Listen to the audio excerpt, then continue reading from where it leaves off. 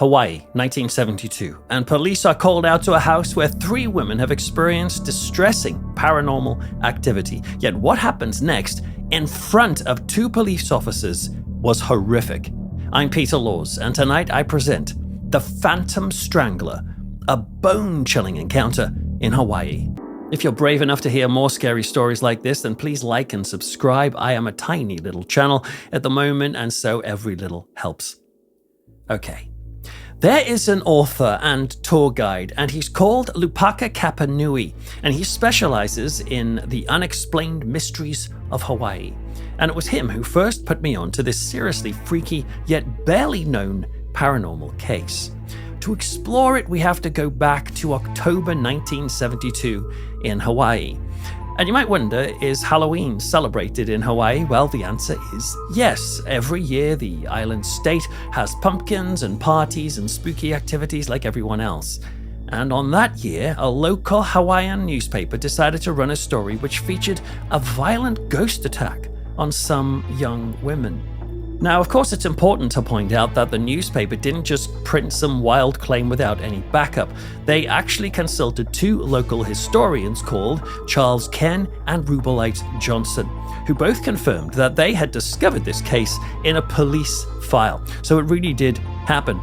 But for the women involved, they really wish it had never happened at all.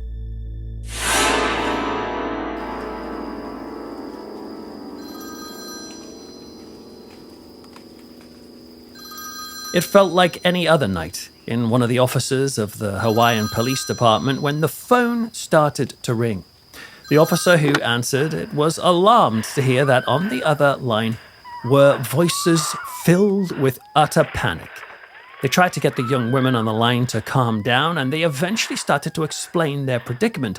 They said that all 3 of them were living in a shared house together, but that something was happening in their house, something inexplicable, and it was happening right now. Desperately frightened by the activity, the only thing they could think of was to call the police as this was going on around them. So the officer, shocked and confused, asked what exactly was happening. The woman on the phone said that they had started to hear strange noises around the house, and it looked like somebody was sounded like somebody was very openly and clearly moving around the place, and yet they couldn't see anything to make those sounds.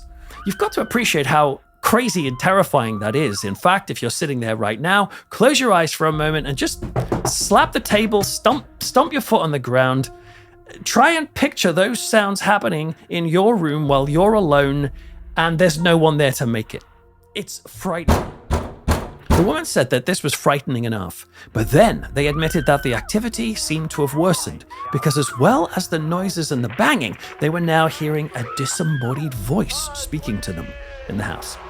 Now, as far as I know, this was the first time they had experienced any paranormal activity in their home. However, they did add to the police officers that this house had a reputation for being haunted in the past. Now, police officers have excellent training and in-depth experience of people, and so they will often be able to tell when someone is exaggerating or making things up or just plain acting or pranking. Yet it was beyond doubt on the phone that these women were in a state of genuine terror, and the activity was still going on as they were speaking on the phone. A male officer headed out to the house, and they'd had a plan.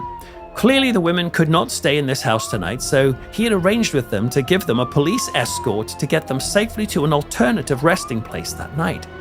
And he followed the directions and found the address and pulled up with his car, his patrol car. And the women must have seen him arrive because they quickly came out of the house, out of the front door. They were desperate to escape. The panic on the phone seemed even more real when the officer saw the women. They looked absolutely horrified. And so on shaking flamingo legs, they hobbled unsteadily towards the police car.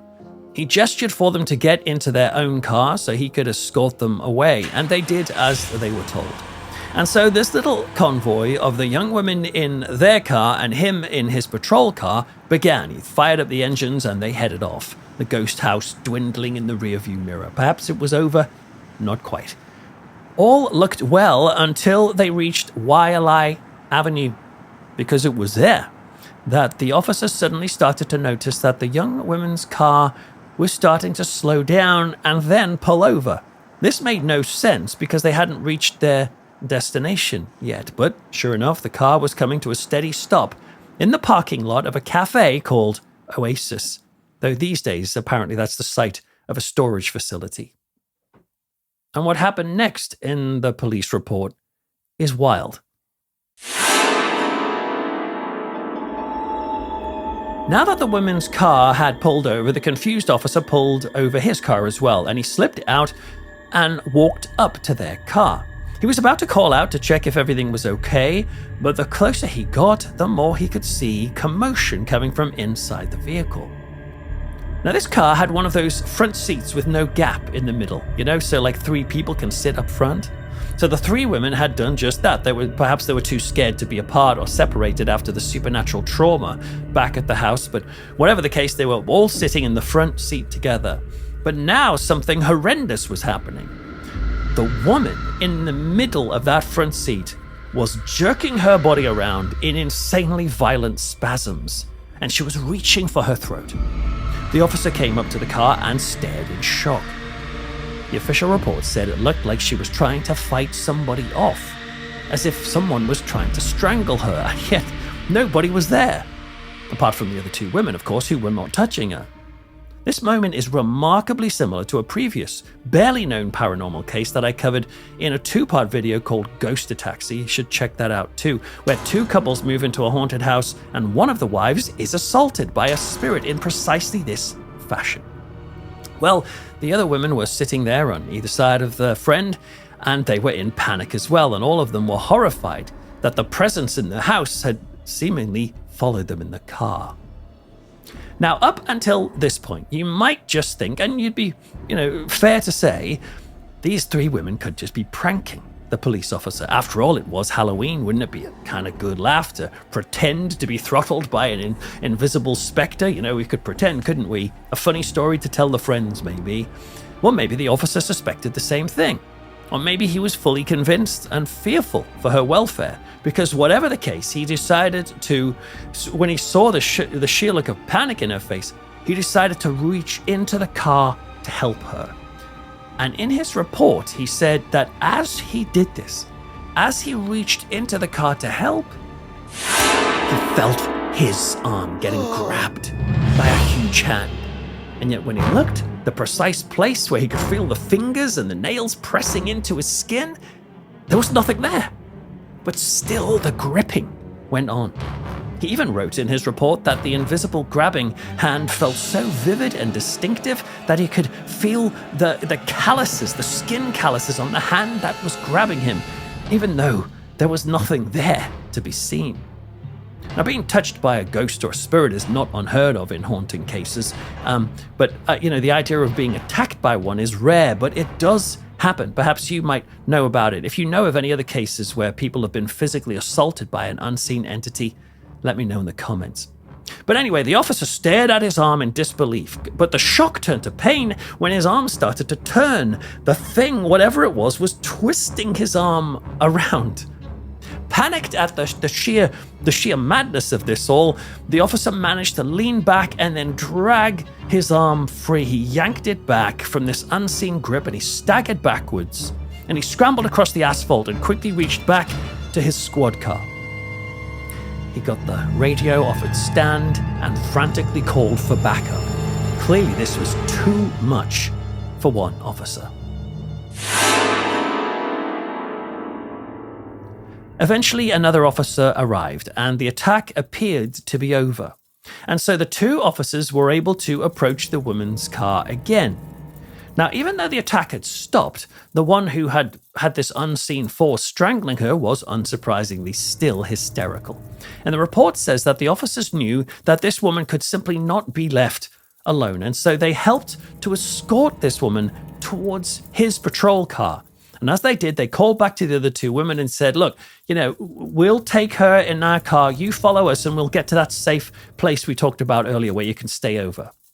Now, thinking this freaky episode was over, the main officer got back into the car, the sobbing woman sitting in the back.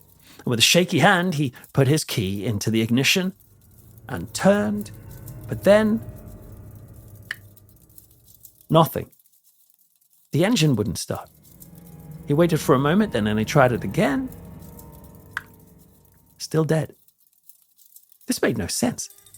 The patrol cars were meticulously looked after and serviced regularly. Police cannot afford to have random breakdowns while on patrol. But he turned the key again and nothing. He turned back to the woman and apologized, saying she'd have to go back to her own car after all while they figured this out. She looked scared, but she nodded and went. And he watched her climb back into the car. Her face was gaunt with trauma and fear. And so he called over to the other officer to have a look at this bizarre car issue. The other officer hopped in and gave the key a turn. And voila, the patrol car roared back into life. What was going on? The officers didn't even have time to discuss this, because as soon as the engine started, the girl from behind shrieked in pain. He spun around and he saw that the young woman once again was screaming inside the car, only now she was trying to get out. And as the officer looked up, he saw the door of the car swing open and the woman fell out and crashed onto the floor. And once again, she was clawing at her throat. This means that whatever was attacking her had followed her from the house into the car and now was following her out of the car onto the asphalt. Now, clearly something had latched onto her and was determined to cause her pain and terror and trauma. The two officers sprang into action and tried to yank the invisible arms off her, but they couldn't. Realizing this was beyond the scope of their police training, one of the officers had an idea. Now, remember I said that they had parked in the lot of a cafe called Oasis? Well, I don't know which officer it was, but one of them let go and rushed into the Oasis cafe. And the report said that they came out soon after running with some salt and a glass of water. Why? Well, in some forms of local magic in Hawaii, salts can be used in spells, rituals, and ways of spiritual protection. And this officer started to fling the salt and water over the screaming woman. And no doubt to the shaken onlookers who saw this must have been like seeing a full-on exorcism being carried out by a police officer in a parking lot. It was wild. And yet, as random as it might seem to throw salt and water on a screaming woman, the attack suddenly started to subside. And when the unseen fingers stopped squeezing at her throat, the woman collapsed into a state of shivering shock at all that had happened. But at least, for now, the ordeal seemed to have come to an end.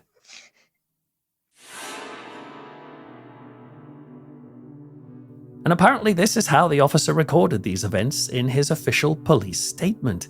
As insane as it all sounds, he knew he had to just tell the truth of what he had seen and what he had felt on his arm. To do anything else would to be lying in his job. He couldn't afford to do that. And so he wrote down what happened, and the report was filed away. Perhaps it would always have just been a curious blip amongst the more standard files. Maybe it was a story that these officers would tell their children and grandchildren as the years went by. But then, eventually, those local historians that I mentioned earlier, Charles Ken and Rubelite Johnson, somehow got their hands on this police report and were able to then share this hair-raising story with that local Hawaiian newspaper. It makes you wonder, what other seemingly random one-off paranormal incidents are sitting in the files of police stations around the world just waiting for someone, who cares, to dig them out and say, hang on a minute, what if this stuff is real? I don't know if you've ever been physically hit or attacked. It actually happened to me a couple of times when I was a teenager. I remember once a guy grabbed me and kicked me in the face. Another time, I was literally just chatting with some friends when a random dude just came up to me and smacked me in the mouth, just punched me. Now, thankfully, I wasn't hurt, but I do remember the feeling that I had when both incidents happened. To be punched or kicked or hurt in some way, it hurts physically, but more than that, in a way, it sets off a chaos of confusion in the moments afterwards. After I was punched that time, I barely even reacted. I just acted like it was no big deal and carried on chatting with my friends, which I think made it look like I was super hard or tough or something. Maybe that's why it never ever happened again after that, because it looked like it didn't bother me. But I didn't react because I simply couldn't quite believe what had just happened. I just couldn't get my head around it. It was such a shock. I didn't know how to react. And it was only later when I headed home and I was on my own that I found myself connecting emotionally with the experience. I remember crying, thinking, wow, that was a horrible experience. That was shocking. That was wrong. To be attacked by a flesh and blood human being is terrible and disorientating. I wouldn't recommend it. But now, imagine what it was like for that young woman, or for the woman in the other episode that I mentioned, which I'll tag at the end of this show. The thought of being strangled by something strong, brutal, relentless, and yet invisible, that is the stuff of nightmares. And that sort of experience would haunt you afterwards, because think about it. At least I know that I've never been in the same space as the guy who hit me ever again. But if I've been attacked by something I couldn't see, but clearly, unequivocally, something I felt, what would that do to my sense of safety? It makes me think of this woman who went through this. I imagine her closing up her house at night and shutting the world out, locking every window, bolting every door, and standing in a house in which she knows she's technically alone. And yet who's to say the hands that grabbed her that night aren't slowly reaching out to her in the darkness of her room, ready to try again. I'm Peter Laws, and you've been listening to The Phantom Strangler, a bone-chilling encounter witnessed by police in Hawaii. Well, if you made it this far, you're pretty fearless. So if you want to show your love of scary true stories, then please like this video and subscribe. It really does help my tiny channel grow. And remember to let me know in the comments if you have ever had a paranormal experience, or indeed if you've ever heard of other paranormal cases in which people have been physically hurt. But for now, thanks for listening. Check me out at peterlaws.co.uk or at patreon.com/peterlaws. But until next time, keep an eye on the shadows. Good night.